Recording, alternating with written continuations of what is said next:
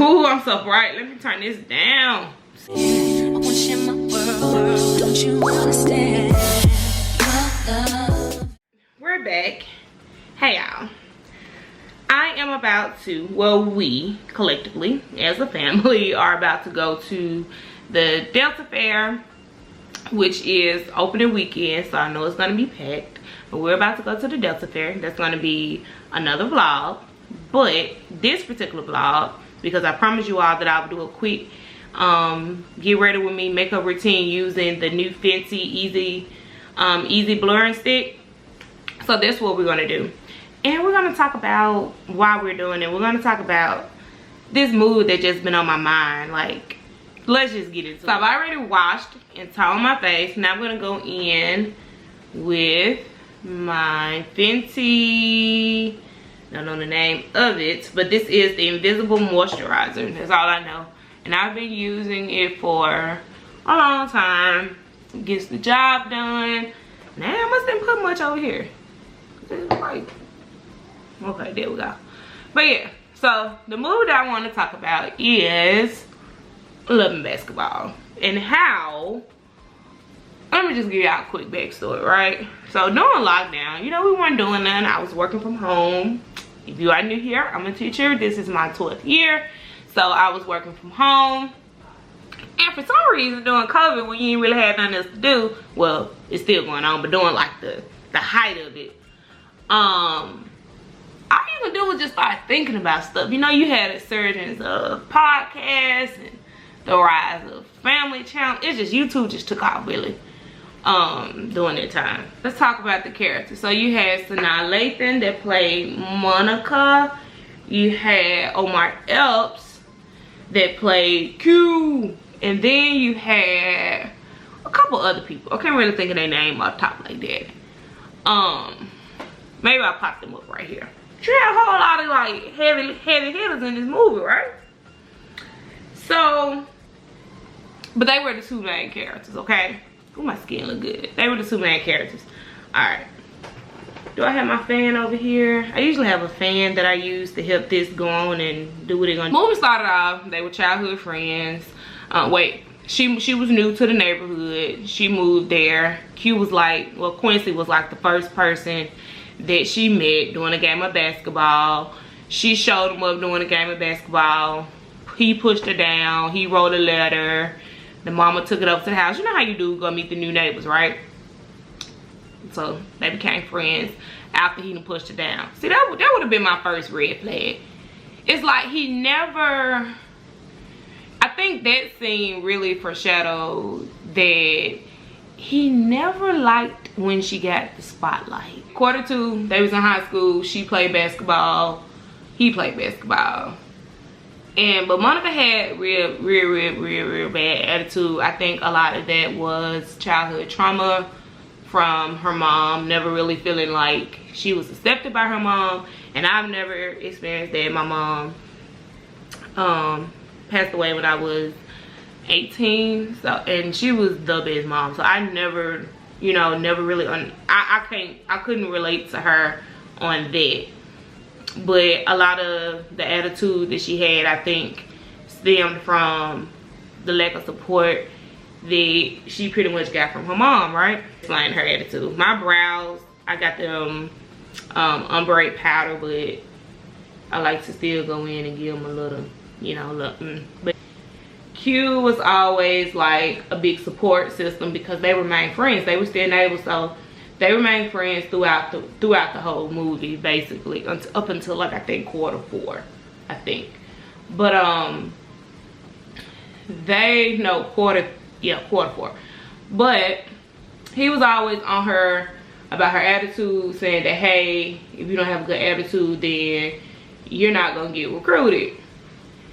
And she was, you know, always on him about the type of girls that he would choose.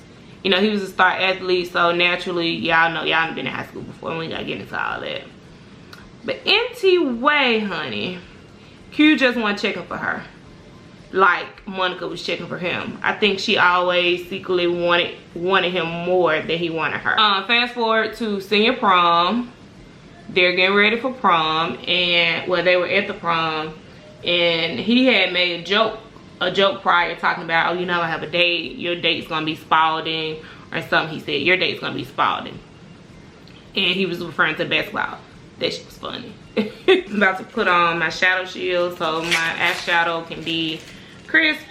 Everything that I got out of Amazon, I will link below. Shows up with, now I remember Boris, because I binged House Husband, which was the funniest. Like, I miss my, that's when BET was BET. And people actually still cared about the BET award. Get a glimpse of Boris. I want to say that was like one of his first gigs that he had landed. Was maybe not, but I don't know. But he was on that thing. And Q, again, she showed up with him. Here you go again. Several red flags. Spotlights on her. She just showed up with a new dude. It wasn't him. And Q always knew that Monica like secretly wanted him, right? Let's not be oblivious to the fact that he really did know that this girl was crazy about him, and that played into why he treated her the way he did throughout the whole dang movie. Q was not checking for Monica as much as Monica was checking for him, but he did still like her, right? He was crazy about the girl. This is her. He goes up to her. He's all jealous or whatever, throwing shade at him and all that. Then Gabrielle Union playing her real self, because who Gabrielle Union plays on this movie is who she is in real life. That's just my opinion. So she comes over here. I ain't no Nike made dresses, girl. Child boo. Anyway, so back to the house. Well, prom over. Q, he in his room, you know, get ready for bed. Monica sitting in her room. Then she noticed she gets a letter from USC.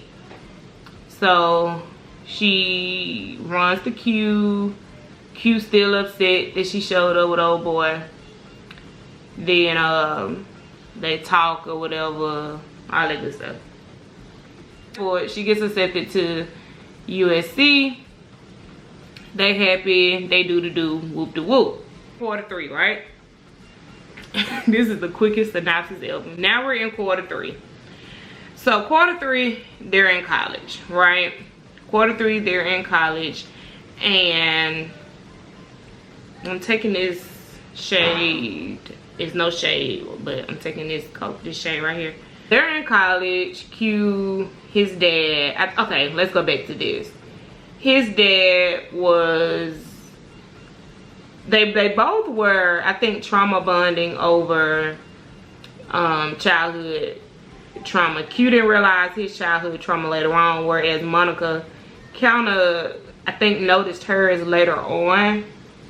And Q was going through it as well, but Q's childhood trauma was like, let me see the word I want to use. It wasn't as, you know, noticeable because his dad masked a lot of it. So Q was the big man on campus. His dad was a former NBA star. So he was the big man at USC. He was getting time and all that good stuff. Monica was going through it. She couldn't quite find her mojo at first. She had, the coach was coaching. Like, their coach played no games with Monica whatsoever, right? So she didn't really find her mojo. Fast forward, the guard gets hurt. Sidra gets hurt. And now Monica is starting. Meanwhile, Q is getting a glimpse of who his dad really is. Like I said, the dad masked it for so many years. And now that he's coming to grips with who his dad was, his mom ended up telling him that his dad, you know how moms, you know, she was hurt. She ended up telling him, look, you think your dad's Superman, all this stuff. Those allegations that the lady is saying, they're true. Your dad got a baby on the way. While he was still married to Q's mama. So Q going through all that, it was just crazy. So when you're going through that, your whole childhood as you know it has been, you know, it's just not what it is anymore. So the man he was hurt. He was really hurt. And he couldn't really bounce back from it. Like, he couldn't bounce back from it. Meanwhile, Monica she was getting everything that was owed to her, because now she was able to come up, do what she wanted to do, play basketball, right? Meanwhile, like I said, Q's struggling. Now I'm going to take this lighter shade to just tone it down a little bit. So yeah, he here's again him being jealous of her, and the spotlight. Like he kept doing that throughout the whole movie, right? So again, he needed her to be there for him after he found out about the information, but she had curfew, right? So she couldn't be there. She had something to do, and he did not like that. He did not like that because for so many years, since he's known her, he knew that if he didn't have nobody else that he can go to and talk to, he knew that he had Monica, because Monica was always there. Monica had curated this version of herself that Q knew that she would always be there. And in this particular moment when she couldn't be there, he was shocked, you know? And so they ended up breaking up. Fast forward, Q4, quarter 4. Monica is now playing professional balls across seas. Q was in the NBA initially in quarter 4, but he ended up hurting his knee, and he ended up getting hurt, right? So he really wasn't doing a lot. He meets Tyra Banks, they get engaged. Monica, she just couldn't make it. I think she was in Italy, I want to say. And she ran up on Sidra. They had the championship game. Monica won, of course. That's how the movie goes. But what ended up happening was that she ended up going back home. She ended up working for her dad, and then her and Q, because they hadn't talked since quarter 3. So probably about 4 or 5 years had passed, because I think they were freshmen when they broke up. And then Q entered the league, so that, you know, ceased all communication. So they crossed paths again. Now Q is engaged. Monica looking stupid yet again. He brought another girl in front of her yet again. And this Tyra Banks character, she was just with him for the accolades. Even though he didn't really have none at the time, I think that the ability for her to be adjacent to who he used to be, he was he was in the league at one point, and that's what Tyra Banks knew, because she was a stewardess or something. But anyway, that was that. So they ended up crossing paths again, and he said, "Hey, I need you to tell me why you gave up ball. Why isn't basketball fun for you anymore?" And here she go, you know, just leave it alone, all right? Then y'all, here come the infamous scene, the end of the movie, where she told this dude, "Play me for your heart. Play me for your heart." Child. Played Monica throughout the whole movie, if you ask me. But anyway, let's keep it going. It was all good. Monica was winning first. Child. Q took off their knee brace, started dropping buckets on Monica. You hear me? He took off that brace, and it was over. Like I said, he started scoring buckets. He started dunking on it. So after he did that, game over, she lost. She's walking back. She said, because she think her childhood, the dude that did all that throughout the whole movie, who was always shown that he just was not into her like that. I think he loved her to an extent. But anyway, he went back to her, so it must was something that was there.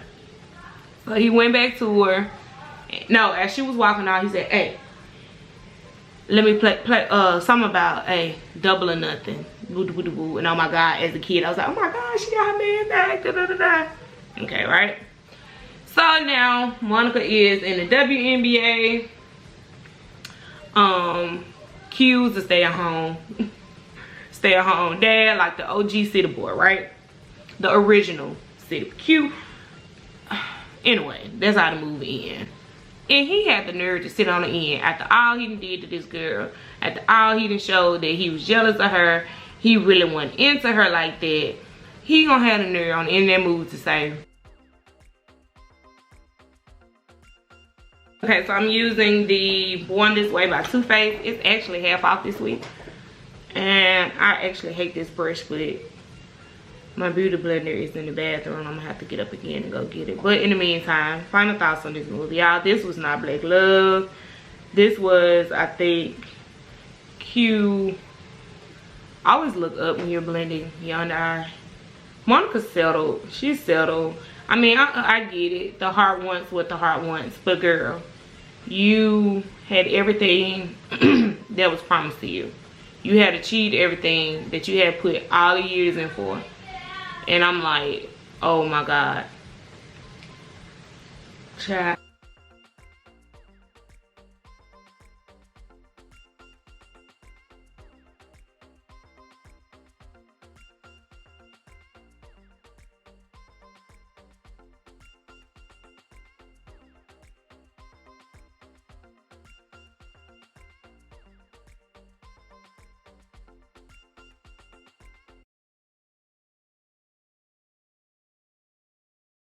Guys, so here is the finished look. I think I included, because I was running out of time, so I think I included like clips of everything that I use.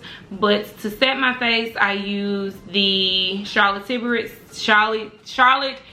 setting spray, and I also used the Sephora Baked setting powder. I used MAC's Skin Finish to bronze. I used, because I'm not sure if I even showed those clips, I used Milani's Liquid Contour to contour. I set my under eye with the Huda Beauty setting powder in the shade Cinnamon Bun. And I used for my lips MAC Chestnut and Fortune Cookie by NYX. So this is the finished look. I'll see you all on the next vlog at the Delta Fair. Don't forget to like this video, subscribe to the channel. Let's talk about love and basketball, millennials. Leave those comments down below, and I will see you all on the next vlog, which will be at the Delta Fair. Bye now.